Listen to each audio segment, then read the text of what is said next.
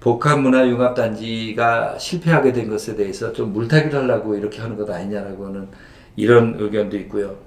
또 이거 과도한 민간사업자의 이득에 대해서 그냥 주민의 삶의 질이 저하되는 것을 감수하면서까지 이렇게 이득을 주는 것은 잘못된 것이 아니냐라고 하는 그런 지적들이 있습니다.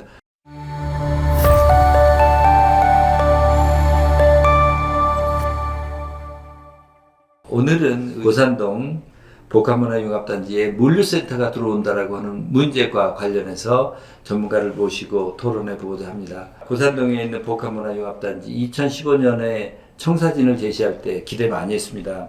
K-POP 공연장, 복합 대형 아울렛, 테마파크, 스마트팜 유치 등을 통해서 문화관광 쇼핑 레저 미래산업을 한데 아우르겠다라고 하는 그런 계획을 제시했습니다. 그런데 우리 현장을 가보고 또 그동안 사업이 진행된 걸 들어볼 때 사업 진행이 원활하지 않다라고는 지적이 많습니다. K-POP 공연장 같은 경우는 유튜브 스튜디오로 변경이 좀 됐고요. 예, 대형 아울렛은 사실은 창고형 할인마트로 변경이 됐습니다. 테마파크 같은 경우는 좀 삭제가 되었고요. 마지막으로 스마트팜은 물류단지로 변했습니다. 대부분의 원안들이 삭제되거나 변경되는 상황들이 발생했는데요. 이로 인해 전문가들 사이에서는 실패한 사업이라는 의견들이 대두되고 있습니다. 실패한 사업이라고 의견이 대두되는데 그곳에 물류센터가 들어간다라고 하는 것은 물류센터가 뭔가 경쟁력을 갖기 때문에 그런 거 아니겠습니까? 물류센터 같은 경우 보도에 따르면 현재 이제 아파트 분양가를 뺨치는 분양가를 가지고 있기 때문에 사실은 별다른 리스크 없이 이 실패한 사업들을 마무리하기에는 아주 좋은 아이템이라고 생각하는 것 같습니다. 현재 지금 물류센터의 허가나 이 단계가 어느 단계까지 갔는지에 대해서도 궁금해하시고 하는데 그 부분도 좀 명확하게 설명 좀 해주셨으면 좋겠습니다. 최종적으로 건축 허가가 완료된 상태고요. 착공을 앞두고 있기 때문에 지금 무리하게 진행 시 추후 시장이 이거 중지하려고 해도 매몰 비용들이 부담이 돼서 주민들의 걱정들이 좀 상당히 많은 상태고요. 여기에 대해서 의정부 시민들은 이제 주거환경 저하라는 명분을 가지고 또 이제 의정부시는 일자리 창출이라는 명분을 가지고 논란에 휩싸여 있습니다. 집 근처에 아파트 단지 근처에 큰 창고가 들어오면 뭐 교통도 많아지죠, 소음도 많아지죠. 뭐 주거환경이 나빠지는 건 명확할 것 같습니다. 의정부시는 일자리 창출이라고 하는 이유를 들면서 시애틀, 고양시 사례를 얘기합니다. 네.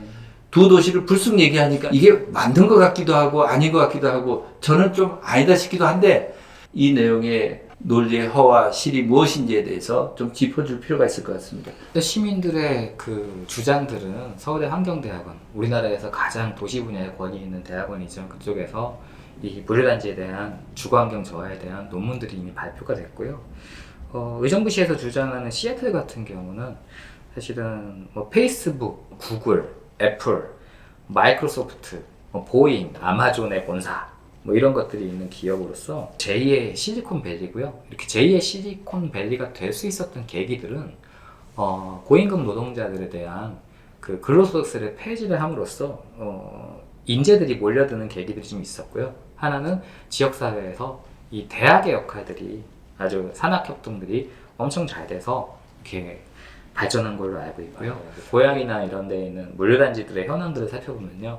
실제로는 불법 외국인 노동자 단속을 하면은 근로 이력들이 모자란대요. 갑자기 다 사라지는 거죠.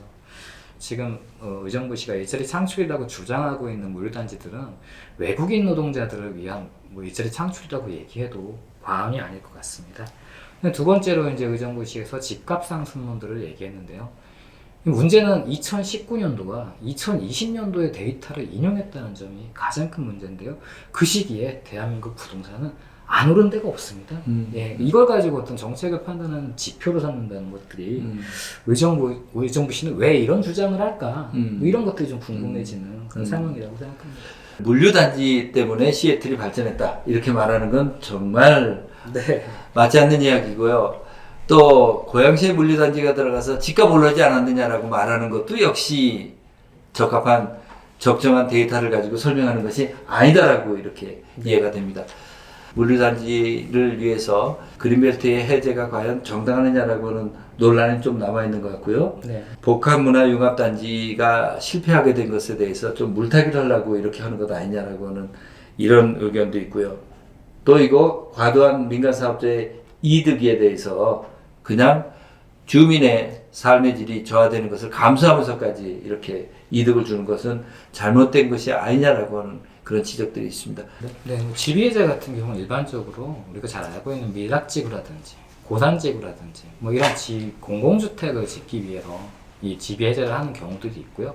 두 번째로는 지역 현안 사업이라 그래서 지역의 발전을 도모하는 사업으로 지비해제를 하는 경우들이 있습니다. 이 두 가지를 제외하고는 지비해제가 위법이기 때문에 의정부시 입장에서는 어떻게 되든 이 복합문화융합단지 내에 있는 물류단지가 어떤 지역 현안 사업이 되어야 한다라는 그런 과제들이 있기 때문에 어떻게든 좋은 것으로 포장하려고 애를 쓰는 부분들이 있는 것 같고요. 두 번째로는 사실상 이 실패한 사업들에 대해서 이거 합리적인 출구 전략들이 물류센터거든요. 마지막으로 이 모든 것들이 민간 사업자들의 이익을 대변하고자 이렇게 하는 게 아닌 것인가 하는 의문들을 많이 갖고 있죠.